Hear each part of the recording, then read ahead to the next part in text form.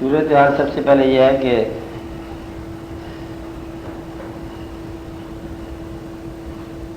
سوال ایک تو یہ ہو گیا کہ کیا دعا سے مسائل حل ہو جاتے ہیں؟ تصور شاعر کا مدعا مفہوم رینج کیا ہے؟ توبہ کے بعد پھر توبہ کی ضرورت کیوں محسوس ہوتی ہے؟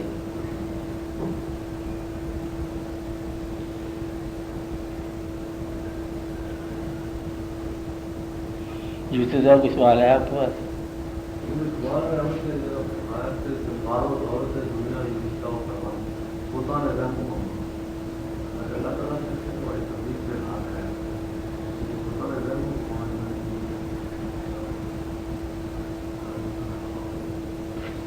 ہاں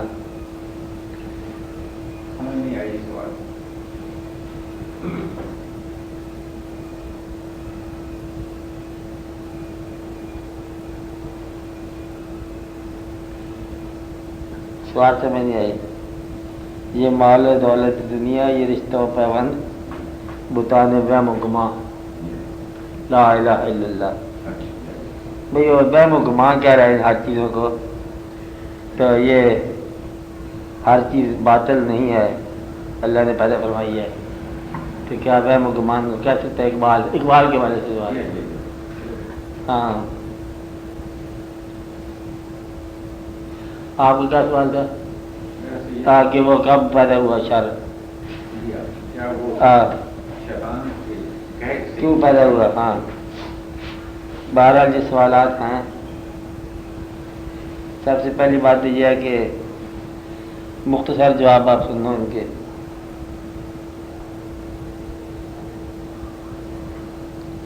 کہ تصور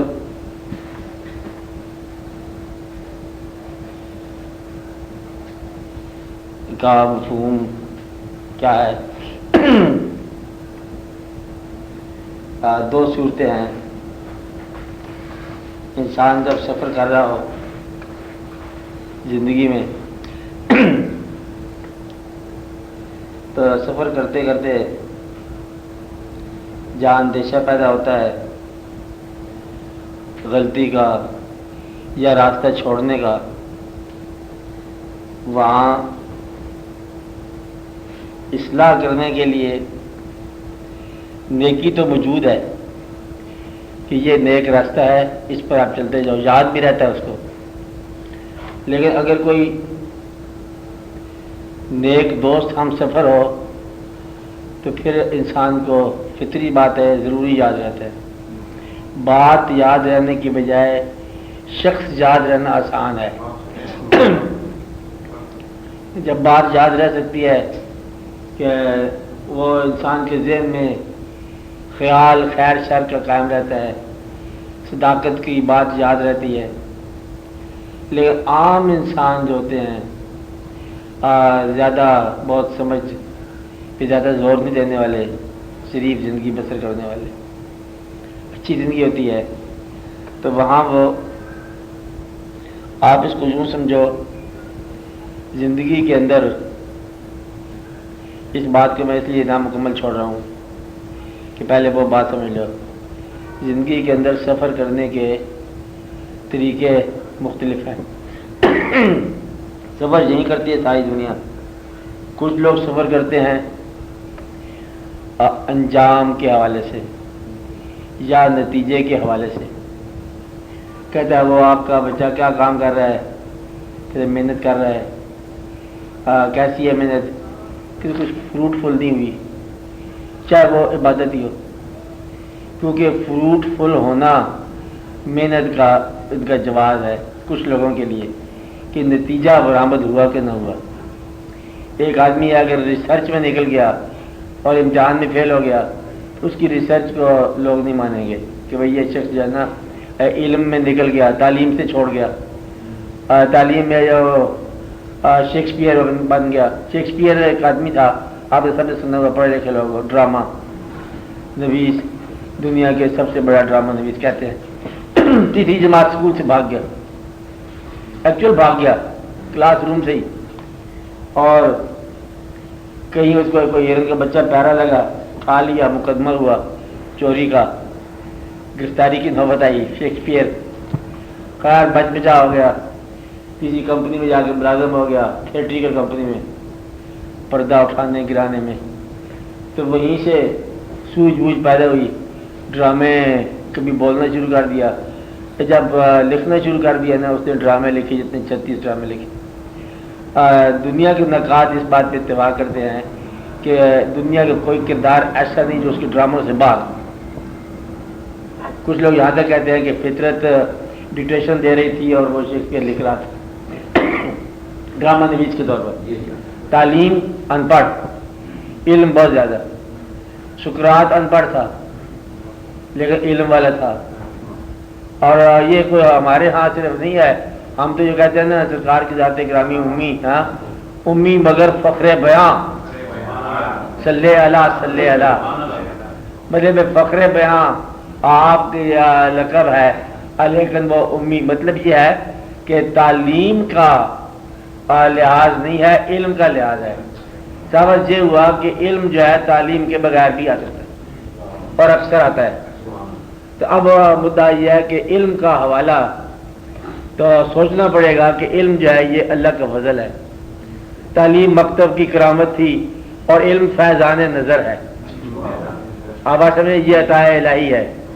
اسی بات کو اقبال تھوڑا سا زور دیا نا کہ یہ فیضان نظر تھا یا کہ مکتب کی کرامت تھی، سکھایا کس نے اسماعیل کو آداب فرزندی۔ مطلب یہ ہے کہ اللہ کریم نے انسان کو اپنی روح کے ساتھ زندہ کیا، تو اللہ کی روح تک جب انسان پہنچتا ہے اپنے حالات زمانہ سے ہٹ کے وجود سے روح تک، تو علم ہی علم ہے۔ علم جو ہے نا اس کا پہلے بھی میں نے بتایا تھا کہ اگر کوئی آپ دنیا کے یا اپنے لوکل دنیا کے پاکستان انڈیا کے شعراء کو دیکھیں تو پھر آپ کہیں گے کہ بھئی علم جس کے پاس اللہ کی طرف سے کوئی علم ہے شاعروں میں، تو آپ اقبال کا نام لیں گے کہ اس کے پاس کوئی اللہ کی طرف سے کوئی عنایت ہے، ایسی بات کرتا ہے کہ جیسے کوئی بس خاص ہی بات ہے۔ ایک بار سارا پڑھ جائیں آپ، محسوس ہوتا ہے کہ اس کے اندر کوئی خاص بات ہے، کہ بات کا رنگ اور ہے، انگ اور ہے، مزاج اور ہے۔ اگر آپ اقبال صاحب سے پوچھو نا کہ یہ علم سارا آپ نے کہاں سے لیا، تو پھر اقبال آپ کو بتاتا ہے کہ یہ علم جو ہے نا یہ پیر رومی، بات ہے کہ یہ علم جو ہے نا مجھے وہاں سے ملا۔ تو گویا کہ جو فیض ہے مولانا روم کا وہ تسلیم کرتے ہیں اقبال کہ یہ مجھے فیض جو ہے نا پیر رومی ہے فیض، جو میری تعلیم جو ہے میں نے شرق و غرب کے علوم پڑھ چکے ہیں، سب علوم شرق و غرب، روح میں باقی ہے اب تک درد و کرب۔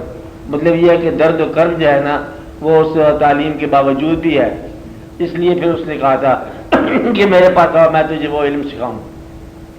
تو اقبال اپنے علم کا، جبکہ تعلیم اس کے پاس ساری ہے ویسٹ کی، فلسفہ بھی ہے اور اور بھی رموز ہیں اور لا بھی ہے، لٹریچر بھی ہے، تو وہ کہتا ہے کہ جب میری علم مجھے دیا نا تو یہ مجھے مولانا روم کی نگاہ سے ملا۔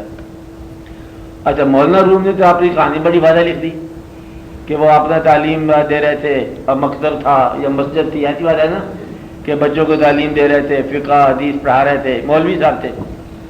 انہوں نے کہا بات یہ ہے، پڑھاتے پڑھاتے کچھ نوٹس لکھے ہوئے اپنی کاپیوں پر، ہوتا نہیں ہے مطلب کہ آج کون سا سبق ہے، آج ہم حدیث پڑھائیں گے، جا کے کاپی نمبر 4 نکال لو، لٹریچر نکال لو۔ وہاں پر ایک درویش آئے اپنے انداز میں اور مبہوت لباس سے بات ایسے پھٹا پرانا، انہوں نے آگے پوچھا مولانا سے کہ یہ سب کیا ہے؟ کتابیں ہیں، بچے ہیں، نوٹس ہیں، کاپیاں پڑھ کے کھول کے بڑھا رہے ہو، یہ کیا ہے؟ انہوں نے کہا کہ یہ تجھے جانی، تم کیا چاہتے ہیں ان کو، یہ وہ علم ہے جو تیری سمجھ سے باہر ہے۔ درویش کامل تھا، انہوں نے کہا یہ تو بہت بڑی سخت بات کی اس نے۔ پھر اس نے کیا کام کیا کہ مولانا کی کاپیاں اٹھا کے تو تالاب تھا نا بوزے والا، اس میں پھینک دی ساری۔ مولانا سٹ پڑے، اور میری زندگی کی محنت برباد ہو گئی، میں نے لکھا بریک بریک نوٹس لکھے ہوئے تھے، ساری عمر کی کمائی ضائع ہو گئی، برباد ہو گیا، تباہ ہو گیا۔ اور رونے لگے جب مولانا تو ہاتھ ڈالا پانی میں، کتابیں خشک کر کے باہر نکال دی، ساری کتابیں خشک تھی، گردا جھاڑ دی۔ مولانا کہا یہ کیا؟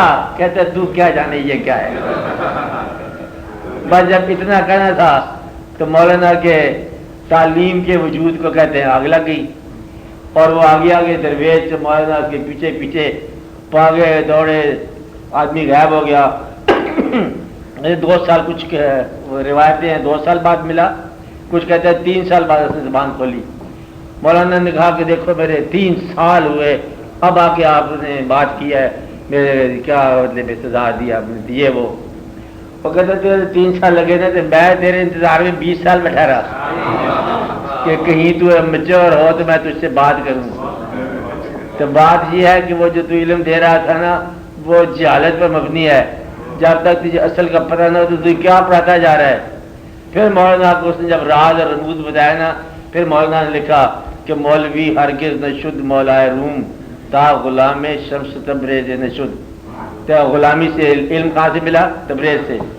تبریز کا دیوان تو نہیں ہے، اس کی بہت ساری نظمیں ہیں، تو وہ اپنی مستی کے عالم میں انہوں نے لکھا دم حمد ہم علی علی نظمیں اپنے گاتا۔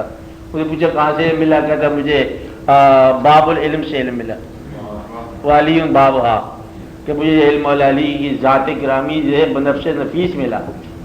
تو پھر اگر آپ مولا علی سے پوچھو کہ علم کہاں سے ملا تو مدینہ العلم، سرکار کی ذات گرامی سے ملا۔ تو سرکار کو علم جو ہے اللہ تعالیٰ کے براہ راست علم ہے۔ تو گویا کہ علم کا راستہ جو ہے نا یہ سینہ بسینہ چلتا ہے، تعلیم کا راستہ کتاب بکتاب چلتا ہے، اور کتاب کا علم جو ہے نا وہ دیر پا نہیں ہوتا، یاد نہیں رہتا، ٹھہرتا نہیں ہے، اور جو سینے کا علم ہے نا یہ قائم رہتا ہے، سنی ہوئی بات اور سنانے والا چہرہ یہ یاد رہتا ہے۔ اگر بات کے ساتھ بات سنانے والے کی یاد قائم ہو جائے تو کہتے ہیں تصور شیخ قائم ہو گیا، اس کو کہتے ہیں تصور شیخ قائم ہو گیا کہ یہ بات تو مجھے ہمارے بزرگ نے بتائی تھی، اور بزرگ کا چہرہ جو ہے نا ساتھ قائم آ گیا۔ ایک کبھی کبھی ایسے کہتے ہیں جو اللہ تعالیٰ کی عنایات میں سے ایک عنایت ہے۔ آپ سورہ یوسف آپ پڑھو، اس میں ایک بات ہو رہی ہے، بیان ہو رہا ہے، چلتے چلتے کہ کالا ہے تلک، ایسا بیان ہوتا ہے، ایسا نا آپ صاحب۔ اچھا اب پھر اچانک ایک سینٹنس آتا ہے وہاں کا، یوسف عارضاً ھذا، آپ پڑھو نا کیسے وہ فکرہ، اس سیاق و سباق میں نہیں ہے یہ، یعنی کہ وہ واقعہ ہو رہا ہے مائی صاحبہ کا، یوسف کے ساتھ واقعہ ہو رہا ہے، اور واقعہ جو ہے وہ ترغیب ہے، اور اچانک اللہ کی طرف سے ایک آواز آتا ہے یوسف عارضاً ھذا۔ یہ فکرہ جو ہے نا کہیں سے آتا ہے اور کہ یوسف اعراض کر جا، گریز کر جا۔ اب یہ سینٹنس جو ہے نا یہ وہاں پر کوئی انسان نہیں ہے، اور یہ اللہ تعالیٰ نے اپنے بیان میں بھی یہ فکرہ ایک الگ سے فکرہ ہے کہ یہ اللہ کی آواز ہے، یا کچھ لوگ کہتے ہیں یعقوب علیہ السلام کی آواز ہے۔ اب بات سمجھے نا، پیغمبر کے لیے پھر اللہ کی آواز ہوتی ہے یوسف عارضاً ھذا، کہ اسے اعراض کر جا اس قائد سے، تو پھر وہ یوسف علیہ السلام کی حفاظت۔ تو گویا کہ زندگی میں جہاں کہیں قدم کے ڈگمگانے کا اندیشہ ہوتا ہے وہاں پر اب کسی نہ کسی چیز کی آواز آ جاتی ہے، کسی نہ کسی چہرے کی یاد آ جاتی ہے۔ اکثر لوگ جو نیک ہوتے ہیں نا ان سے پوچھا جائے نا پاس اٹھا کے کہ بھائی تجھے نیکی ہے، کیوں تو اتنا نیک ہوا؟ کہتا میں خدا کے خوف سے تو نہیں ہوا، میں تو اپنے ابا کے خوف سے ہوا۔ یعنی کہ نیکی کا ابتدائی، بلکہ ابتدائی سے آدھا راستہ، آدھے سے زیادہ راستہ ماں باپ کے خوف سے نیک ہوتا ہے انسان۔ کچھ لوگ سماج میں بدنامی کے ڈر سے نیک ہوتے نیک ہی ہیں، تو پھر اللہ تعالیٰ کی لگن جو ہے نا یہ دیر میں پیدا ہوتی ہے۔ بہرحال اس کو کہا کہ باپ کا چہرہ یاد آ جاتا تھا کہ کیسا کہ میرا باپ جو ہے وہ یہ کہیں ایسا نہ ہو کہ اس کو میرے متعلق غلط خبر پہنچ جائے تو کیا ابا جان کے دل میں ملال ہو لو جی بیٹے کے بارے میں غلطی خبر آ گئی ہے۔ ہاں تو یہ بھی باپ کی خدمت ہے کہ اپنی خبریں جو ہے نا باپ کے حق میں اچھی پیدا کرو۔ ہاں آپ آتے میرے یہ شیخ کی تصور ہے۔ تو چلتے چلتے وہ یاد ہوتی ہے بعض اوقات۔ کبھی آپ نے طالب علم کو دیکھا ہو، طالب علم تو آپ رہے ہوں گے، اور کہتے ہیں کہ امتحان میں کوئی سوال اٹک گیا، اچانک استاد کا چہرہ یاد آ گیا، سوال حل ہو گیا۔ تو یہ ایک واقعہ ہوتا ہے کہ سوال حل ہو جاتا ہے۔ کبھی آپ دیکھو مشکل مرحلے سے گزر رہا ہو تو مانوس چہرہ پاس سے گزر جائے تو مشکل حل ہو جاتی ہے، حالانکہ خالی چہرہ گزر گیا۔ تو وہ چہرہ جو آپ کے دل کو قرار دے وہ آپ کے ذہن کو بھی بیدار کر دیتا ہے، یہ یاد رکھنے والی بات ہے۔ اور وہ چہرہ جو آپ کے دل کو پریشان کرے وہ ذہن کو بھی پامال کر دیتا ہے۔ آپ بات سمجھ رہے نا؟ تو وہ چہرہ تصور شیخ کا مطلب شیخ کا چہرہ جب زندگی کے صحرا میں یاد آ جاتا ہے تو نخلستان بنا جاتا ہے۔ تو وہ چہرہ جو ہے نا، اسی طرح چہرے کی داستان ہے کہ آپ درود شریف جو ہے چہرے کا قرب کے لیے ہے، اور یہ سارا حضور پاک صلی اللہ علیہ وسلم کے بدلے میں چہرہ والضحیٰ چہرہ، زلف واللیل والضحیٰ چہرہ، یہی چہرہ نشان وجہ اللہ۔ اللہ تعالیٰ فرماتے ہیں نا کہ فینما تولوا فثم وجہ اللہ، جدھر آنکھ اٹھا کے دیکھو اللہ کا چہرہ ہے، اللہ کا چہرہ ہے ہی کو نہیں، یہی چہرہ سرکار کا نشان وجہ اللہ، ورنہ رکھتا ہے کب خدا چہرہ، خدا کا چہرہ ہی کو نہیں ہے۔ تو گویا کہ چہرے کا علم جو ہے نا یہ تصور شیخ کا علم اس بنتا ہے کہ وہ چہرہ جو ہے جب یاد آ جائے تو زندگی میں اصلاح ہوتی چلی جاتی ہے، خاص طور پر جب آپ تذبذب میں ہوں، فیصلہ نہ کر سکیں، تو جس فیصلے پر وہ چہرہ آپ کو راستہ بتائے تو وہ آپ کے لیے فیصلہ صحیح ہو جاتا ہے۔ یوں ہوتا ہے مثلا ایک راستہ ادھر کو جا رہا ہے، ایک راستہ ادھر کو جا رہا ہے، ایک غلط ہے ایک صحیح ہے۔ آپ جب غلط راستے پہ چلتے ہیں تو آپ کا یادداشت کمزور ہو جاتی ہے، شیخ کی چہرہ یاد نہیں رہتا۔ صحیح راستے پہ چلو تو آپ کا چہرہ جو ہے نا وہ نمایاں رہتا ہے، تو گویا کہ وہ راستہ صحیح ہو گیا، خالی چہرہ جو ہے اس کی یاد سے راستہ صحیح ہو جاتا ہے۔ تو اس طرح ہے کہ تصور جو ہے شیخ اپنا یوں دیتا ہے کہ جس طرف شیخ کا تصور قائم رہتا چلا جائے وہ راستہ صحیح ہے، کیونکہ غلط راستے پر وہ تصور قائم نہیں رہ سکتا۔ اس لیے آپ کے پاس یہ پہچان بن جاتی ہے کہ میں نے کیا کام کرنا ہے، وہ کام کرنا ہے اور جس کام پر وہ تصور ختم نہ ہو جائے۔ تو یہی ایک پہچان ہے زندگی میں، سچ اور جھوٹ کے درمیان تمیز کرنے کا یہی ایک واحد فارمولہ رہ جاتا ہے کہ اس راستے پر میں گیا تو مجھ سے وہ چھن گیا۔ کیا چھن گیا؟ کہ وہ تصور چھن گیا۔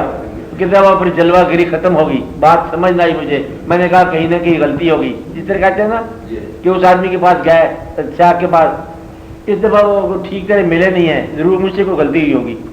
اگر آپ نیکی کر کے جائیں نا تو وہ پہلے استقبال میں ہاں بھی آ گئے شاہ بازار میں انتظار کر رہے تھے، پھر ٹھیک ہے قربانی دے آئے ہو، وہ کیسا واقعہ تھا، ہاں چلو ٹھیک ہے منظور، تمہیں پتہ ہوتا ہے۔ تو گویا کہ تصور شیخ جو ہے یہ ایک قسم کا سند ہے راستے کا صحیح ہونے کی۔ جس راستے پر شیخ کا تصور قائم رہے، شیخ کا قرب قائم رہے تو وہی راستہ صحیح ہوتا ہے۔ مثال اگر آپ کو سمجھ آ گئی تو پھر آپ کی سمجھ آ جائے گی۔ مثلا عام کہتے ہیں اللہ کا ذکر کرتے ہیں، اللہ اللہ، زندگی موجود ہوتی ہے، اللہ کا ذکر کر رہے ہیں۔ اگر اس عالم میں، جس عالم میں ہم ذکر کر رہے ہیں، اس عالم میں اگر اللہ کریم یا اللہ کریم کے کوئی محبوب صلی اللہ علیہ وسلم یا آپ کے کوئی محبوب اس وقت اس عالم میں اگر تشریف لائیں تو آپ اپنے اس ماحول میں پاکیزگی میں پائے جاؤ۔ نہیں بات سمجھ آئی؟ بات سمجھ آئی؟ شاید بھی بات سمجھ نہیں آئی کہ ہم اللہ کا قرب مانگتے ہیں نا، یا اللہ مہربانی فرما، اللہ یا اللہ یا اللہ۔ جس ماحول میں بیٹھ کے ہم اللہ کو پکار رہے ہیں، اگر ماحول وہ اللہ کو پیش کرنے والا ہوگا تو بلائیں گے نا۔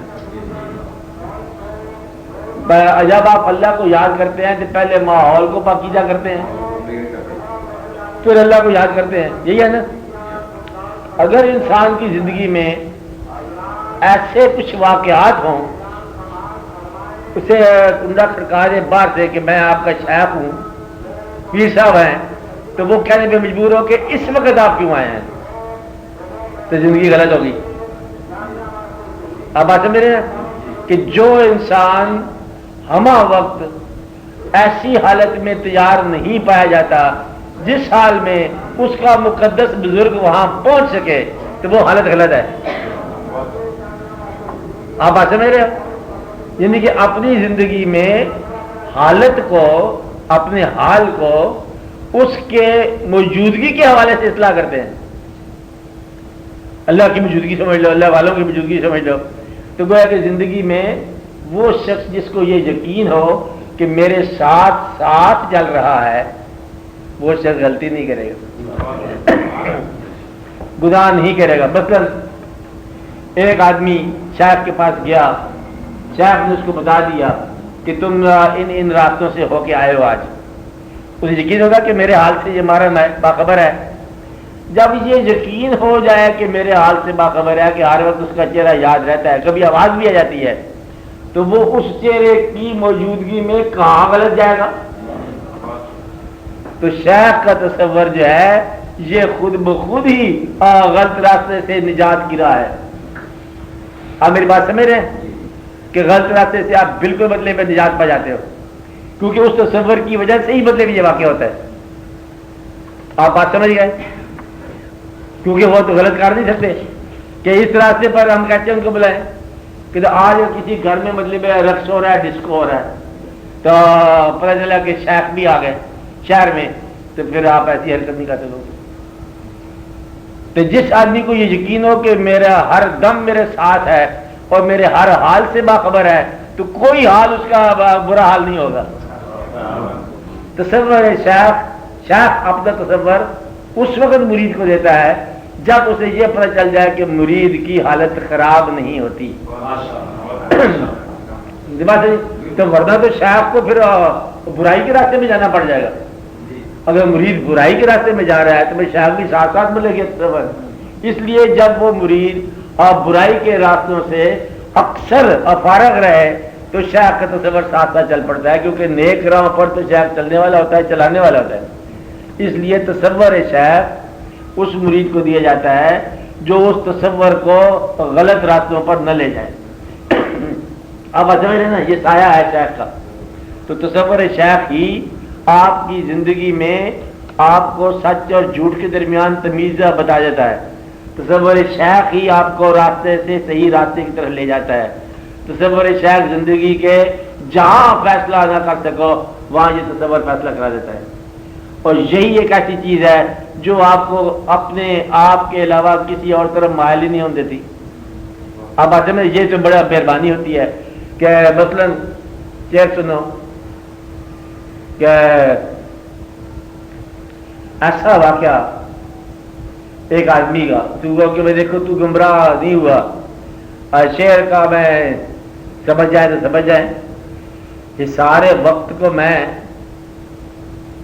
توڑ کر نکل نہ سکا، بلے بے سارے وقت جو زندگی آپ کی ہے اس کو توڑ کر ہم گمراہی کی طرف جانا چاہتے تھے، یہ سارے وقت کو میں توڑ کر نکل نہ سکا، تیرے جمال کا پہرا لگا رہا ہر سو۔ آپ بات سمجھ رہے ہیں کہ جب بھی ہم غلطی کی طرف جانے لگے تو آپ آگے شیخ جو ہے مسکرا رہا ہے کہ وہ کدھر جا رہے ہو۔ تو گویا کہ شیخ کا تصور حصار بنا دیتا ہے، شیخ کا تصور مائل کر دیتا ہے، شیخ کا تصور آپ کے راستے کو اور جگمگا دیتا ہے اور آپ کے باطن کا فیصلہ کرا دیتا ہے۔ تو یہ ایک آسان بات ہے، اور یہ ان لوگوں کو عطا ہوتا ہے جو اس تصور کو ملوث نہ کرے۔ اس لیے کہتے ہیں نا اکثر لوگوں کو نہیں ہوتا، اس لیے کہ ان کی زندگی ویسے نہیں ہوتی۔ آپ اس راستے پر کہتے تو خدا کو یاد کیوں نہیں کر رہا، کہتے میں اس سال میں خدا کو کہاں بلاؤں، نہیں بات ہے کہ زندگی میری پاکیزہ نہیں ہے، اب میں خدا کو بلاؤں تو میں مطلب کس سال میں بلاؤں، تو میری زندگی تو مقدس نہیں ہے۔ یہ بھی ادب کا ایک مقام ہے کچھ لوگوں کے نزدیک، بات ہے کہ ہماری زندگی اس قابل نہیں ہے۔ مثلا اگر آپ کو یہ پتہ چل جائے کہ سرکار تشریف لاتے ہیں گھر گھر میں، تو آپ اس وقت دعوت دو گے کہ سرکار ہمارے گھر میں تشریف لاؤ جب آپ کا گھر جو ہے اس قابل ہو، پیش کرنے کے قابل ہو، یا آپ کو یہ پتا ہو کہ آپ کے گھر میں آنا جانا ہے نیک روحوں کا، نیک بزرگوں کا، تو گھر خود بخود دیواریں نیک ہونی شروع ہو جائیں گی اور بہت ساری غلط تصویریں اترنی شروع ہو جائیں گی، 2-4 چکر لگ جائے بزرگوں کے آپ کے گھر میں تو کتاب بدل جائیں گے، دیواریں بدل جائیں گی، رستے بدل جائیں گے، سامان بدل جائے گا، آٹومیٹک گھر کی حیت بدل جائے گی، اور دیواروں پر خانہ کعبہ کی تصویریں لگ جائیں گی۔ یہ بزرگ شیخ جو آتا ہے نا، بزرگ آتا ہے، یہ پیر صاحب آتے ہیں، پیر صاحب کا آپ کے گھر میں آنا جانا 2 3 4 مرتبہ، گھر سارے کا سارا نظام بدل جاتا ہے۔ اگر آپ کے کوئی انگریز دوست آئے تو وہاں پر مطلب ویسٹ منسٹر وے کی تصویر لگ جائے گی، خود بخود ہی ہے۔ یہ جیسی ایسوسیشن ہو، جیسی وابستگی ہو، ویسی زندگی خود بخود بن جاتی ہے۔ اس لیے شیخ جب آپ تصور دیتا ہے تو آپ کی زندگی کو پاکیزگی کی طرف مائل کرنے کے لیے تصور شیخ جو ہے یہ پاکیزگی کی زبان سے حافظ بات سمجھ آ گئی آپ کو، یہ بچہ رہتا ہے۔ اور اس لیے مثلا 2 سوالوں میں جواب دینا ہے کہ یہ ہے یا یہ ہے۔ سوال آپ سے پوچھا گیا کہ زندگی یہ ہے یا زندگی وہ ہے، تو جہاں تصور شیخ کا مل گیا آپ کا وہ جواب ہے، اس لیے وہ فیصلہ ہو گیا۔ تو گویا کہ تصور شیخ فیصلہ کرا دیتا ہے، صداقت بتا دیتا ہے، اور زندگی کی پاکیزگی پیدا کر دیتا ہے۔ اس راستے پر تصور شیخ چلے گا جو راستہ چلنے کے قابل ہو، اس راستے پر آپ دروسی بیٹھ کے پڑھیں گے جو جگہ بیٹھنے کے قابل ہو۔ کہتے ہیں یہاں یاد نہ کر، اچھا کہ یہاں اگر سرکار تشریف لائے تو ہم آج ہی گھر میں بوریا نہ ہوا، اب آتے ہیں پہلے گھر کو مقدس کرتے ہیں باقی جگہ۔ یہ ہوا سوال۔ اب سوال یہ ہے کہ دعا سے کیا واقعات بدل سکتے ہیں؟ آپ لاسٹ جنٹلمین جو ہے 3 آدمی آپ آگے آ جاؤ، آپ بھی آگے آ جاؤ، صاحب آپ اس کو بھی لائے، آپ آ جاؤ آگے، یہاں آگے اور آگے آ جاؤ، یہاں بیٹھتے ہیں درمیان میں، شاباش، بسم اللہ۔ اب سوال یہ ہے دعا سے واقعات بدل سکتے ہیں، یہ سوال ہے۔ مسائل حل ہو جاتے ہیں۔ مسائل انسان کی زندگی میں دعا کا مقام، میں نے پہلے بتایا کہ دعا کا مقام کب پیدا ہوتا ہے، یہ دعا کی ضرورت کب پیدا ہوتی ہے، اس کو آپ بالکل یاد ہی کر لو بات کو، کہ دعا کی ضرورت اس وقت پیدا ہوتی ہے جب آپ کے اندر ایک ایسی خواہش پیدا ہو جو نمبر 1 آپ کی کوشش سے حاصل نہ ہو سکے، اس کا حاصل ہونا ممکن ہو،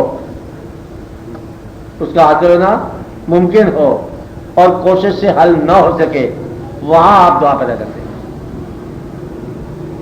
بڑی آسان سی بات ہے کہ اگر جو چیزیں کوشش سے آپ حاصل کرتے ہیں ان کے لیے آپ دعا نہیں کرتے، کوشش سے آپ کرتے جا رہے ہو۔ جہاں آپ کی کوشش، آپ کی استعداد ختم ہو جاتی ہے اور خواہش ابھی باقی ہے، تو وہاں آپ دعا کرتے ہیں، یا اللہ یہ خواہش ہے، میری ہمت میں یہ نہیں ہے اس کو حاصل کرنا، لیکن میری آرزو میں ہے یہ بات، تو اس لیے تو مہربانی فرما کہ یہ میری آرزو پوری کر، کیونکہ یہ میری ہمت سے باہر ہے۔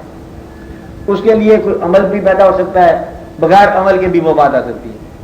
اب اس کا واقعہ یہ ہے کہ زندگی جو ہے کوشش بھی ہے، زندگی کوشش بھی ہے، لیکن کوشش کے علاوہ زندگی نصیب بھی ہے۔ کوشش ہے، کون سا ناکام آدمی ہے جو کوشش نہیں کرتا؟ کون سا مزدور ہے جو کوشش نہیں کرتا؟ کون سا گناہ گار ہے جو کوشش نہیں کرتا؟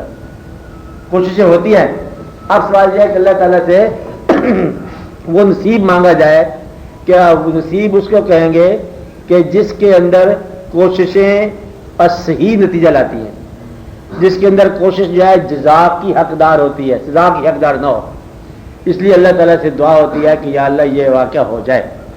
دعا سے کیا ہوتا ہے؟ یا تو وہ آرزو ختم ہو جاتی ہے یا پوری ہو جاتی ہے۔ دعا کا معنی ہے کہ یہ فیصلہ میں نے اللہ میاں کے سپورٹ کر دیا کہ یا اللہ اب تو مثلا یہ ہے کہ بیٹا عطا فرما، اور یہ تیرے سپرد ہے، یہاں کوئی انسان کی کوشش کام نہیں آتی، بیچارہ مریض ہے، بیمار ہے رشتہ دار ہے، اس سے بڑا ہی پیار ہے، اب یہ تیرے لیے ہے یا اللہ کہ تو اس کی صحت کا حفاظت کر۔ واپس ہوگی، ڈاکٹر جواب دے گیا۔ جب ڈاکٹر کا رجوع کیا اور ڈاکٹر جس مقام پر جواب دینے کا اس میں واقعہ پیدا ہو گیا اور دعا کا مقام پیدا ہو گیا، تو دعا جو ہوتی ہے یہ اس وقت کی جاتی ہے، یہ اس وقت پیدا ہوتی ہے دعا کا معنی قوت کو بلانا، وہ قوت جو میری قوت کو اب کسی نتیجے کی طرف لگا دے. ہماری قوت میں یہ نہیں ہے، لیکن جو صاحبان قوت ہیں اصل میں دعا وہ بھی کرتے ہوں گے. دعا شرط نہیں ہے کہ دعا کنڈیشن نہیں ہے یا اللہ ہم تجھے مانیں گے اگر تجھے دعا منظور فرما دی. میں نے پہلے بتایا کہ اللہ کریم جو ہے اپنے مقربین کی دعا بھی اب کبھی کبھی نظر انداز فرما جاتے ہیں. اللہ ہوا ہی اللہ نا، وہ تو مالک جو ہو گیا. میں نے آپ کو بتایا کہ کتنے ایسے بزرگ ہیں جن کی دعائیں جو ہے اللہ کریم نے ان کو قبول نہیں فرمایا. اور خاص طور پر نوح علیہ السلام کا واقعہ، بیٹے کے لیے دعا مانگی، بیٹا اللہ نے نہیں دیا.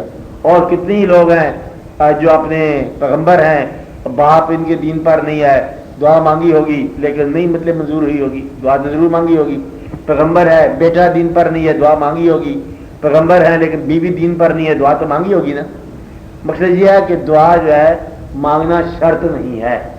یہ اللہ تعالیٰ کے سامنے آپ کا اللہ کے ساتھ جو تعلق ہے وہ دعا بنتا ہے کہ یا اللہ ایسا واقعہ ہو جائے، ورنہ جو واقعہ ہو رہا ہے اس کے ساتھ آپ کی رضامندی شامل ہے. تو دعا یہاں آگے کام آتی ہے. دعا سے اگر وہ مسائل حل نہ ہو تو کم از کم مسائل کی اوقات سمجھ آ جاتی ہے کہ یہ مسائل میرے کچھ ساختہ ہیں. اس لیے جو بزرگ ہیں وہ یہی دعا کرتے ہیں کہ یا اللہ ہم دعا کرتے ہیں کہ ہم ان دعاؤں سے بھی توبہ کرتے ہیں جو تجھے پسند نہیں ہیں. ہم وہ دعائیں بھی نہیں کرنا چاہتے جو تیری بارگاہ میں قبول نہیں ہیں. اور سب سے میں نے کہا کہ مقبول دعا اور سب سے بہتر دعا یہ ہے اللہ تعالیٰ سے مانگنے والی، تو یہ ہے کہ یا اللہ اپنے محبوب صلی اللہ علیہ وسلم کی محبت عطا فرما. یا اللہ جو اللہ کے احکام ہیں وہ آپ کی دعا میں آنے چاہیے. یا اللہ مجھے بزرگوں کی ادب کرنے کی توفیق عطا فرما. سب سے بڑی دعا جو ہے وہ یہ ہے کہ جو میرے وسائل ہیں زندگی کے، کیا ہے وسائل میں باہر کے شامل ہیں، مال، اینٹ گارا، پتھر، روڑا، مکان، سامان، یہ بھی ہے وسائل ہے نا. وسائل میں آپ کا ذہن بھی شامل ہے، وسائل میں آپ کا دل شامل ہے، آپ کی صحت شامل ہے، آپ کی قوت شامل ہے، آپ کی زندگی کے تعلقات شامل ہیں، آپ کی وابستگیاں شامل ہیں. یہ سارے آپ کے وسائل ہیں. یا رب العالمین جن وسائل کو میں زندگی کہہ رہا ہوں ان وسائل کا وہ استعمال عطا فرما کہ زندگی کا انجام تیرے قریب میں ہو. وسائل تو میں نے استعمال کرنے ہیں، بینائیاں آپ نے ختم کرنی ہے نظارے دیکھ کر. اس لیے دعا یہ کرو کہ آپ کی بینائی ان نظاروں میں صرف ہو جو نظارے منظور ہوتے ہیں، تاکہ گمراہی نہ دیکھو اور عبرت کے نظارے نہ دیکھنے پڑیں. تو آپ کو اللہ تعالیٰ جو ہے اپنے مقبول نظارے دکھائے. آپ بات سمجھ رہے ہیں نا. اس طرح سماعت ہے، بس سماعت کان کا سننا یہ آپ کے لیے وسائل ہے نا. آپ بات سمجھ رہے ہیں، یہ وسیلہ ہے نا. کان کے لیے سننے کے لیے قرآن پاک کی تلاوت سب سے بہتر ہے، نعت کے رسول کریم صلی اللہ علیہ وسلم سب سے بہتر ہے، اور یعنی کہ حبیب کی آواز سب سے بہتر ہے، شیخ کی آواز سب سے بہتر ہے، نیک انسانوں کی آواز سب سے بہتر ہے. اگر کان کے اندر وہ نغمات سنے جائیں جن نغمات کے پیچھے گناہ حرکت کرتا ہے یا تھرکتا ہے یا دھڑکتا ہے، تو آپ کے کان نے آپ کا وسیلہ بن کے آپ کو گمراہ کر دیا. اچانک کان میں ایک آواز آ گئی، وہ آواز ہیجان پیدا کر گئی، گمراہی کی دلیل. اور کان کے اندر آواز جو جاتی ہے یہ آپ کے دل کو کیپچر کر لیتی ہے. آپ کو بات سمجھ نہیں آئی یوسف صاحب میں کیا کہہ رہا ہوں؟ اگر دعوت گناہ ہو تو آپ کا وجود میلان گناہ میں آ گیا، اگر وہ دعوت نیکی کی ہو تو آپ کے وجود نیکی کی طرف چلا گیا. اس لیے کان کے وسیلے کا استعمال یہ ہے کہ کان ان آوازوں کو سنیں جو آواز صداقت کے راستے کی طرف لے جا رہی ہیں، کیونکہ اس دنیا میں دونوں آوازیں آ رہی ہیں، حق کی بھی اور جھوٹ کی بھی، دونوں سرگرم میں عمل ہے، فٹافٹ بولتے جا رہے ہیں. آپ بات سمجھ رہے ہیں نا.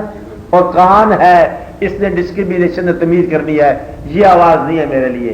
اور دیکھو آواز آ رہی ہے، آواز کیا اور صاحبان مہربان دادا صاحب کے کبھی اس دیکھا آپ نے دیکھا اٹینڈ کیا ہوگا، ایک آدمی نو بھارت معصوم بولا بالا گھر سے چلا دادا صاحب کے عرس پر.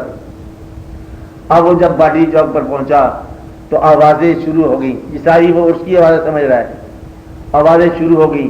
اگر اس کو کہیں تھیٹر کی آواز آ گئی اس کی آواز نہ سمجھ لینا، تھیٹر ضرور لگے گا. آپ آتے ہیں میلہ ضرور ہوگا، سودا ضرور بکے گا، دکاندار ضرور آئیں گے، واقعات ضرور ہوگا، مجمع ضرور لگیں گے. یہ سارے یہ دادا صاحب کورس نہیں ہے. آگے جاؤ گے عزیز میں قوالی ضرور کرے گا، اور بھی لوگ قوالی کریں گے. تو قوالی جو ہے یہ بھی دادا صاحب کی آواز نہیں ہے. جس کام کو آپ چلے ہو اس کام کے راستے میں اس کام کے نام کے حوالے سے بے شمار آوازیں آ جاتی ہیں، اور وہ اکثر آوازیں اس راستے کو روک دیتی ہیں جس راستے پر آپ چل رہے ہو. یعنی کہ آپ جا ہی رہے ہو، بس میں آپ جا رہے ہیں حج کرنے جا رہے ہو، حج کے نظام میں اتنی پیچیدگی کا پیدا ہو جائے کہ آپ بے قیفی ہو جاؤ. یہ چھوڑو، یہ پاسپورٹ ہے واپس کرو، منہ پہ دے بارہ سے. اگر کوئی ایسی بات ہو تو آپ کی کیفیت ٹوٹ جائے. آپ اگر سرکار کے روزے پہ بیٹھے ہیں تو کسی نے آ کے بدلے ہوئے اور کوئی ایسی واقع کر دیا تو آپ کی کیفیت خراب ہوگی. اس لیے اس راستے پر چلنے والا بڑی احتیاط سے چلتا ہے، اپنے وسیلے کو استعمال کرتا ہے کہ ری ایکشن جو ہے وہ غلط نہ ہو جائے. آپ بات سمجھ رہے؟ یہ وسیلے ہیں. ذہن کا استعمال آپ کو نیکی بدی کی تمیز کرائے گا. ذہن اگر صرف پیسہ ہی سوچے، پیسہ کمانا، پیسہ جمع کرنا، صرف یہی سوچے تو وہ حسن کے خیال سے معروم ہو جائے گا. آپ بات سمجھ رہے ہیں؟ کہتا ہے کچھ بھی زندگی میں نہیں ملا، بس 2 نمازیں ہی رہ گئی ہیں. تو یہ جو جس آدمی کو ملا ہے اگر وہ پیسے کو گمراہی میں استعمال کر رہا ہے تو تیری نماز اس کی گمراہی سے بہت بہتر ہے. آپ بات رہے ہیں؟ گویا کہ وسائل یاد رکھتے ہیں. بات وسائل میں بینائی، سماعت، وجود، رشتہ داریاں، وابستگیاں، مال، دنیا، اینٹ گارا پتھر، ساری وسائل ہیں. یہ سارے وسائل جو ہیں آپ کے استعمال میں آنے ساتھ نہیں رہیں گے انشاءاللہ تعالی. نہ بنائیاں رہیں گی، نہ ذہن رہیں گے، اور نہ کوئی دنیا رہے گی. وہ بتانے وہم و گما ہو جائے گا. یہ ہر چیز چھوڑ دو گے. تم چھوڑنے کے بعد فوری طور پر آئے کہ جیسے کہتے ہیں نا اور نیٹ ریزلٹ بٹن دبا دیا جائے گا. نیٹ ریزلٹ جو ہے اس کا استعمال کیسے کیا، لے کے تو جانا نہیں ہے یہاں سے. اور ہم یہاں غلطی کر رہے ہیں. بڑی امپورٹنٹ بات ہے کہ یہ دنیا کا مال جو اٹھایا ہم نے مال کو برائے مال ہی اٹھا لیا. یہاں غلطی ہوگی. مال تھا برائے استعمال تاکہ نکلے نتیجہ. ہم نے مال کو برائے مال ہی جمع کرنا شروع کر دیا. نتیجہ یہ ہے کہ جب ختم ہوئے زندگی، مال کے طور پر مال جمع ہے اور عمل کے طور پر جمع 0 ہے. اس لیے اس بات کا خیال رہے کہ وسائل تو ختم ہو جانے ہیں، چھن جانے ہیں، جدا ہو جانے ہیں. کہیں وسائل کا اجتماع آپ کو بے عمل نہ کر کے رکھ دے. پیسے کا اجتماع صرف پیسے کی خاطر جائے، یہ بے عملی ہے بلکہ بد عملی ہے. زندگی کے وسائل کا اجتماع بغیر استعمال کے یہ کیا ہے؟ یہ بد عملی ہے. وسائل سارے جمع ہے، نتیجہ بد عملی ہے. آپ بات سمجھے بنو صاحب؟ اس لیے یہ کام آپ نے کرنا ہے کہ اپنے وسائل کا استعمال کس انداز سے کرنا ہے تاکہ آپ کا نتیجہ کیا نکلے کہ یہ نیک عمل کر رہا ہے. نیک عمل کیا ہے؟ جہاں سے مال اٹھایا اب کچھ اس کے حوالے کیا، کچھ اس کے حوالے کیا، بن گیا کیا؟ نیک عمل. تو گویا کہ اپنے وسائل کو نیک اعمال میں ڈالنا، یہ دعا مانگنی چاہیے. دعا کے بعد بات ہو رہی ہے کہ یا اللہ ہم دعا کرتے ہیں کہ ہم اپنے ملنے والے لوگوں کے ساتھ نیکی کی خاطر ملیں. کس کی خاطر ملیں؟ 2 اور بندے دوست ہیں، دونوں بدی کی راہ پر چل سکتے ہیں نا. 2 دوست ہیں، نیکی کی راہ پر چل سکتے ہیں. تو گویا کہ ہماری وابستگیاں کو نیک راستوں کا سفر بنا. یہ دعا ہونی چاہیے. یا اللہ ہمارے مال کو نیک راستے کا سفر بنا، ہمارے وسائل کو نیک راستے کے لیے لگا. اور نیک راستہ ہر راستے میں ملے گا. کوئی وقت ایسا نہیں کہ نیکی بند ہو جائے، کوئی وقت ایسا نہیں کہ بدی بند ہو جائے. اور مسجد کے اندر عین ممکن ہے کہ انسان گمراہ ہو کے نکلے، اور عین بت خانے میں بیٹھا ہوا انسان جو ہے وہاں سے نیکی کرا لے کے نکلے. کیونکہ یہ اللہ تعالیٰ نے ایک ایسا نظام رکھا ہوا ہے کہ پاس ماں مل گیا کعبے کو صنم خانے سے، کہ کون سی جگہ کہاں کا کیا مل سکتا ہے. ہر چیز ہر جگہ ہو سکتی ہے.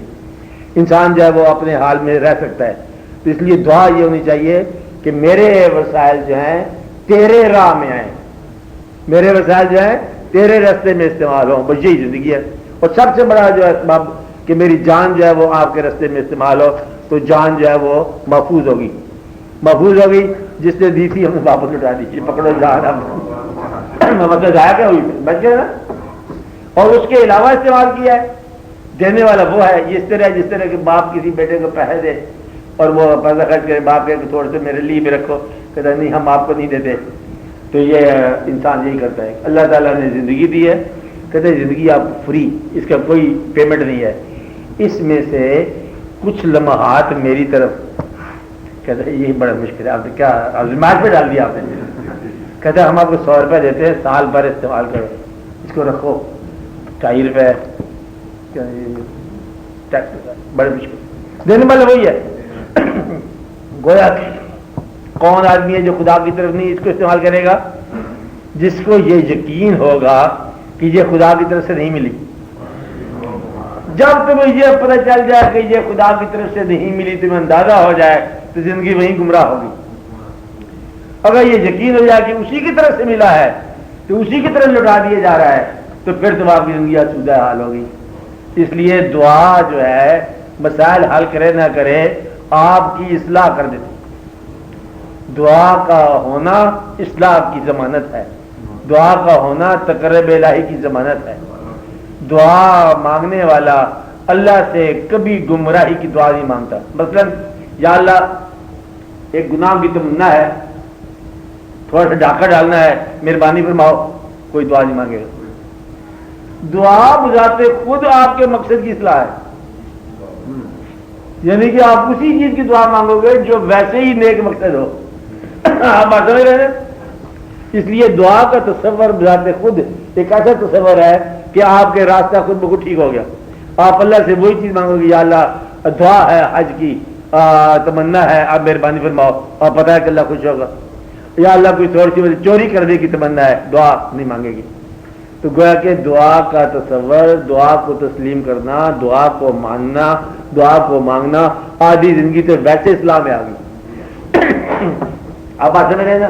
تو یہ چیز بڑی ضروری ہو جاتی ہے۔ اس لیے اب آپ اس پہ غور کرو کہ انسان کے لیے کوئی شے نئی نہیں ہے، اپنی زندگی میں سے، اس کے استعمال میں سے، اس کے وسائل میں سے ساری چیزیں آپ نے دریافت کرنی ہے، تاکہ جب آپ زندگی چھوڑو فوری طور پر آپ دوسرے سفر پر روانہ ہو جاؤ۔ کون سا سفر؟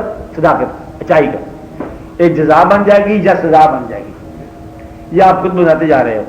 اس لیے اسی کے وسائل نے آپ کو لے جانا ہے۔ دعا کا مقام یہ ہے، تصور چاہ کا مقام وہ ہے۔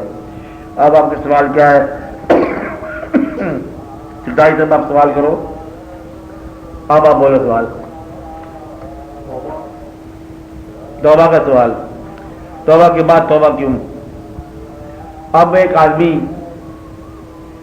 جس کی زندگی کثرت تضاد میں ہے، کثرت تضاد ایک لفظ ہے نا، زندگی ازداد کی حامل ہے۔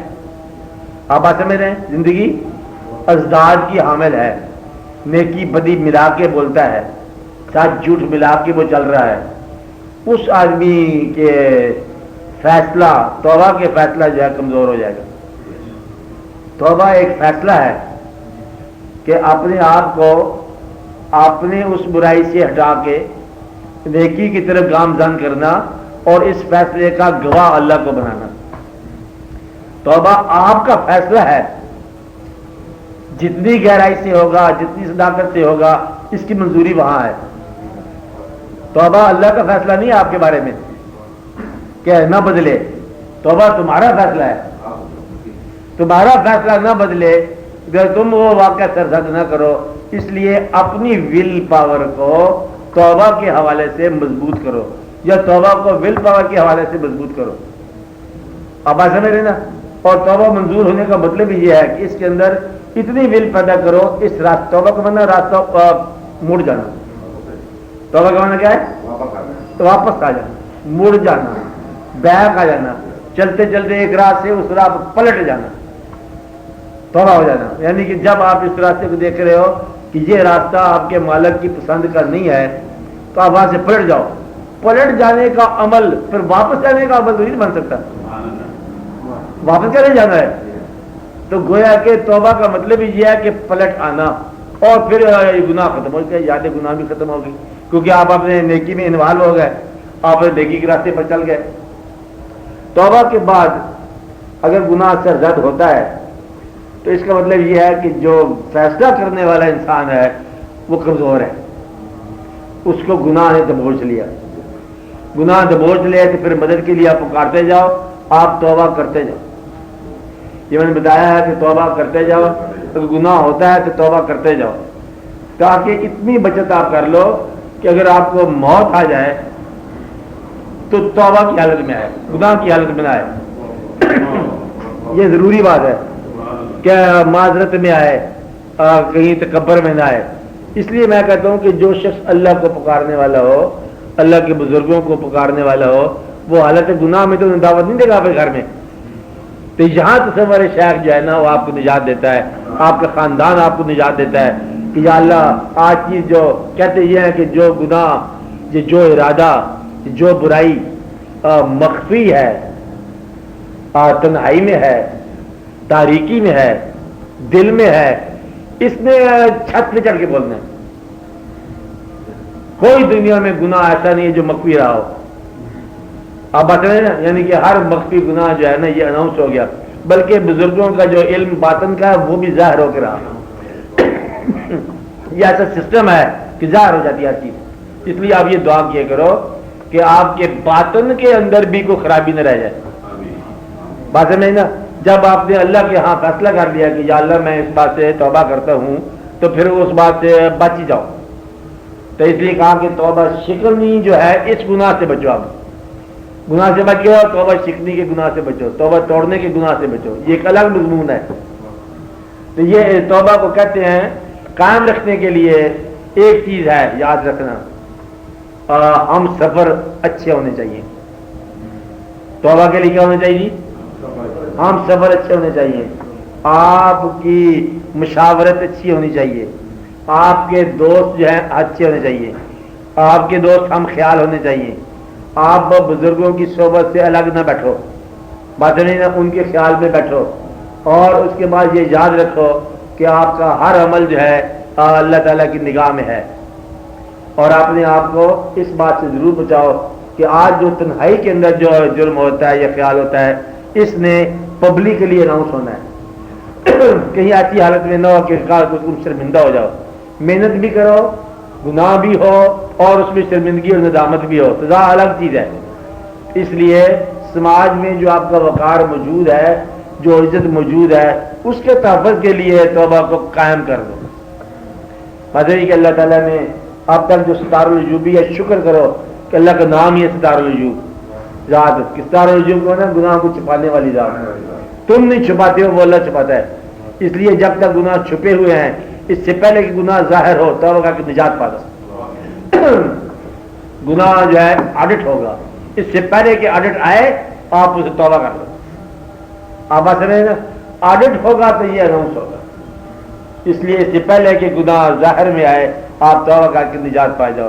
توبہ کا معنی یا اللہ مجھ سے کوتاہی ہوگی, ہر وہ چیز جو تجھے پسند نہیں ہے میرے اندر میں اسے توبہ کرتا ہوں. کیا کہا فروغی صاحب؟ ہر وہ چیز جو تجھے پسند نہیں ہے میں اسے توبہ کرتا ہوں, چاہے وہ میری ریاکاری کی عبادت ہی ہو, کہ وہ عبادت جو میں نے کی ہے دنیا کو دکھانے کے لیے وہ بھی ریاکاری ہے, تو اس سے بھی میں توبہ کرتا ہوں.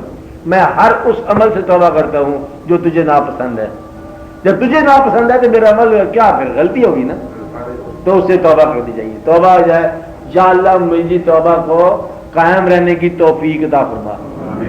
ہم اپنے توبہ کر رہے ہیں, اسے قائم تو رکھ. توبہ نصوح کی توبہ, فائنل توبہ, ہمیشہ رہنے والی توبہ, پرماننٹ توبہ, اور بریکیبل توبہ, شکست نہ ہو. توبہ کو قائم رکھو.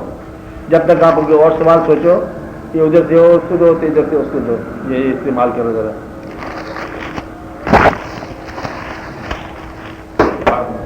سوال یہ ہے کہ جب اللہ کریم نے سوال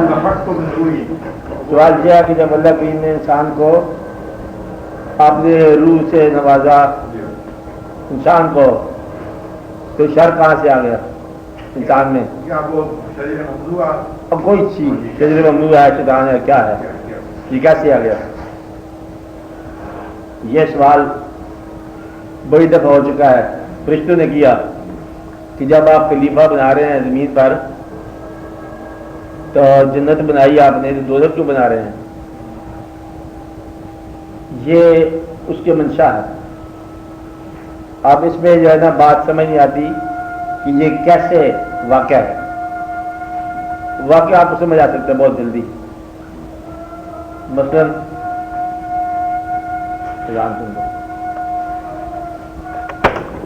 کہ شیطان کا بھی سوال تھا کہ آپ نے اللہ کریم کے آپ نے مجھے بات سمجھائی نہیں ہے، یعنی کہ آپ نے میرے ساتھ وقت وعدہ نہیں، میرے ساتھ کچھ رہ جاتی ہوگی کہ آپ نے یہ سوال کر دیا، اس کا کچھ مجھے آدم علیہ السلام کو آسماء کلھا سارے آسماء سکھا دیے تو میرے ساتھ آپ نے کوئی رعایت نہیں کی، دھوکا ہو۔ ایک اور سوال کرتے لوگ کہ ہمیں تو گمراہ کرے گا شیطان، تو شیطان سے پہلے تو شیطان کو نہیں، اسے کس نے گمراہ کیا؟ گمراہ کرنے والی ذات کو شیطان کہتے ہیں نا، تو شیطان بذات خود جو پہلے ہے گمراہ ہو گیا، تو اسے کس نے گمراہ کیا؟ تو یہ ایک راز ہے کہ شیطان جو ہے گمراہ ہے کہ شیطان راہ ہے، یعنی کہ ممکن ہے وہ ایک راہ ہی ہو، شر کی راہ۔ تو اللہ تعالیٰ نے خیر اور شر کا مالک ہے نا، خیری و شرری من اللہ تعالیٰ، اللہ کی طرف سے ہے، یہ راستہ بنایا جا رہا ہے۔ شر کا وہ خالق آپ ہے، شر جو ہے نا یہ اس کا وہ آپ خالق ہے۔ آپ نے یہ سوال کیا دنیا کے اندر، انسانوں کی دنیا میں، اس وقت جب ہدایت آ چکی ہے، اب سوال نہیں بنتا، کیونکہ جب ہدایت آ چکی ہے اب سوال نہیں بنتا۔ ورنہ یہ سوال پہلے کا سوال تھا کہ پھر آپ نے ہمارے ساتھ اللہ نے مطلب کہ واقعہ گمراہ کس نے کیا، کیا آپ ہمیں سمجھا دیتے؟ تو مطلب یہ ہے کہ اگر اس کو اگر آپ ہم پہلے ہی سوال کرتے پرانے زمانے میں، تو جواب یہ تھا کہ اللہ تعالیٰ کی اگر خالی اللہ کی صفات پہ آپ غور کرو کہ رؤوف ہے، رحیم ہے، غفار ہے، غفار کا معنی بخشنے والا، خطا کو بخشنے والا۔ اگر وہ غفار ہے تو خطا کار ضرور ہوگا انسان، آپ باتیں میں رہنا۔ تو اگر وہ انعام دینے والا ہے تو انعام سوال کرنے والا ضرور ہوگا، اگر وہ قہار ہے تو کیا برداشت کرنے والا انسان ہوگا، آپ باتیں میں رہنا۔ تو گویا کہ اس کی اپنی صفات کے حوالے سے تخلیق میں وہ چیزیں پائی جائیں گی۔ تو تخلیق کے اندر دو ہی مطلب اللہ تعالیٰ نے بتایا کہ تم ہی میں سے لوگ ہیں جو دنیا کی تمنا کریں گے، تم ہی میں سے لوگ ہیں جو دین کی تمنا کریں گے، آخرت کی تمنا کریں گے۔ میں نے اللہ تعالیٰ خود فرمایا کہ میں نے انسان کو پیدا کیا احسن تقویم، آگے ثم رددناہ اسفل السافلین، کیا مانا اس کا؟ مانا کیا؟ پھر وہ پھر گیا اور سافلین میں سے ہو گیا، دیکھیے گرنے والوں میں سے ہو گیا۔ ہاں، رددناہ کا مانا ہے کہ وہ پھر گیا، پھیر دیا گیا، یہ بھی ممکن ہے۔ اچھا، میرا مطلب اسفل السافلین تک پہنچنا ہے انسان میں، چلا گیا تو یہ انسان کے مقام ہے۔ اسفل السافلین کب بنتا ہے؟ روح گردانی کرے گا تو گناہ ہوگا۔ اگر اللہ حکم نہ دے، پیدا کر کے پھینک دے، تو پھر خیر شر نیکی بدی سے کوئی حوالہ ہی نہیں ہے۔ پرانے زمانے میں آدم علیہ السلام جب تشریف لائے تو اس کے بعد شادیوں کا سلسلہ، نہ کوئی بہن ہے نہ کوئی بھائی ہے، جو بیٹا ہوتا ہے بیٹی ہوتی، شادی جاتی ایسے ہے نا پرانے زمانے۔ اور جب قانون بن گیا تو ناجائز کے پیدا ہو گیا، حلال حرام کے پیدا ہو گیا۔ آدم علیہ السلام اور مائی حوا صاحبہ کا نکاح کس نے پڑھایا تھا؟ رجسٹر کہاں ہوا تھا؟ یونین کونسل میں نہیں ہوا تھا۔ آپ بات کریں جو تدریج چلتی ہے، حوالہ چلتا ہے تو قانون نافذ ہوتا ہے۔ تو قانون دین قانون ہے، جہاں جہاں دین مطلب آتا گیا اور وہ حوالہ بدلتا گیا، اور اب آپ کے پاس ہدایت آ گئی ہے کہ یہ خیر ہے یہ شر ہے، اس لیے آپ خیر کے حوالے سے کرو۔ وہ شجر ممنوعہ تک جانا ہی باعث شر ہے، اور شجر ممنوعہ کی تمنا ہی اس کے دل میں ہے انسان آدم علیہ السلام کے، اور رکھا ہی اس لیے گیا تھا کہ تمنا ہو۔ یہ الگ راز ہے کہ انسان کو بنانا ہے خلیفۃ فی الارض۔ اگر شجر ممنوعہ استعمال نہیں ہوتا تو جنت میں رہتا ہے، نیچے کون آئے گا؟ تو نیچے نہیں آئے گا تو واقعہ کیسا ہوگا؟ بہرحال جنت کی تعریف میں نے آپ کو بتائی تھی کہ جنت وہ مقام ہے جس سے معزول ہونے کے بعد اس کی تلاش شروع ہو جائے۔ جنت انہیں کہتے ہیں، جنت اس مقام کو کہتے ہیں جس سے جدا ہونے کے بعد اس کی تلاش شروع ہو جائے۔ آپ بات سمجھ رہے ہیں؟ جس کو کھونے کے بعد اسے دوبارہ پانے کی تمنا ہو اسے جنت کہتے ہیں۔ جنت مساوی کھویا ہوا مقام دوبارہ پانے کی تمنا، یہ جنت کی تمنا ہے۔ تو یہ انسان کو آتا ہوئی دیکھو زیادہ زیادہ کیا ہو جائے گا؟ اس جنت میں چلا جائے گا جہاں سے چھوڑ کے آیا۔ بہت کیا ہو جائے گا؟ جنت میں چلا جائے گا انسان، کہاں جائے گا؟ جہاں رہتا تھا۔ اس لیے یہ باتیں غور کرنے والی ہیں، لیکن آپ کو دین کے حوالے سے آپ آ گئے تو جو حکم دیا اللہ نے وہ مانتے جاؤ، حکم کی دولی جو ہے یہ دوزخ ہو جائے گی۔ اب آپ کے لیے بڑا آسان ہو گیا، جو سرکار نے راستہ بتا دیا اور اس کو چلتے جاؤ، یہ اللہ کا حکم ہے، یہ جنت ہے، اور اس راستے کے علاوہ جو ہے وہ دوزخ ہے۔ بلکہ یہاں تک فقراء کہتے ہیں کہ سرکار کا قرب بھی جنت ہے اور سرکار سے دوری دوزخ۔ بس اتنی سی بات ہے، باہرلی جنت یہی ہے۔ اس لیے گناہ جو ہے حکم کے علاوہ چلنا۔ آپ بات سمجھ رہے ہیں نا؟ ہاں کہ اور حکم بس جتنا دین نے دیا وہی ہے۔ ہاں آؤ کی بات آپ نے کرنی ہے۔ اب آپ دعا کرو اللہ تعالیٰ فضل فرمائے آپ پر زندگی آسان ہو جائے، زندگی کا پاتن آسان ہو جائے، اور اللہ تعالیٰ سے پھر وہی دعا ہم کرتے ہیں کہ یا رب العالمین آپ نے محبوب صلی اللہ علیہ وسلم کی محبت عطا فرما۔ بھائی ہم تجھ سے یہی سوال کرتے جائیں گے کہ وہ آپ نے محبوب صلی اللہ علیہ وسلم کی محبت عطا فرما۔ بس یہی ہمارا پہلا سوال ہے، یہی آخری سوال ہے۔ اور آپ صلی اللہ تعالیٰ علیہ خیر خلقہ و نور رسول افضل الانبیاء والمرسلین حبیبنا و سیدنا و سیدنا و شفیعنا مولانا محمد علیہ تمام حاضرین مجلس کی بھی باقی نیک تمنا ہے یا رب العالمین پوری فرماؤ، زندگی کی آسانیاں امین برحمتک۔